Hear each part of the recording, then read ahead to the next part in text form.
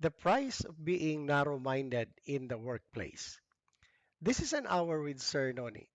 In today's workplace, being narrow minded comes at a high price, one that is often paid quietly but felt deeply across teams and organizations. A narrow minded employee is not simply someone with strong opinions. It is someone unwilling to listen, learn, or consider perspectives beyond their own.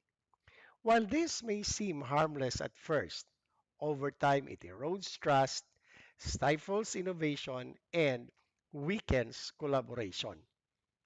Workplaces thrive on diversity of thought. When people cling to a single way of doing things and dismiss new ideas outright, progress slows. Innovation dies not because ideas are lacking, but because they are never given space to grow. Teams become hesitant to speak up, fearing rejection or ridicule, and soon creativity is replaced by compliance. What could have been a dynamic environment becomes stagnant.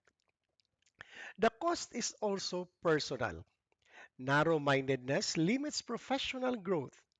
Those who refuse feedback or resist change often find themselves left behind as systems evolve and expectations rise. While others adapt and upskill, the narrow minded remain stuck, blaming the organization, leadership, or colleagues instead of reflecting on themselves.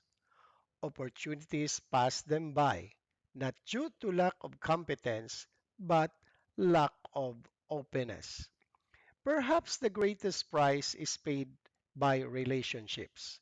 A narrow minded attitude breeds conflict, damages team chemistry, and creates unnecessary divisions. Respect diminishes when people feel unheard or undervalued. In the long run, no amount of technical skill can compensate for a mindset that disrupts harmony and cooperations.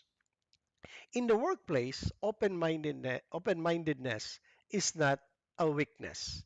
It is a strength.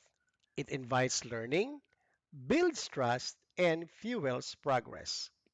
The price of being narrow-minded is simply too high. Lost growth, broken relationships, and unrealized potential. In choosing openness, we choose not only success, but sustainability. Thank you for watching.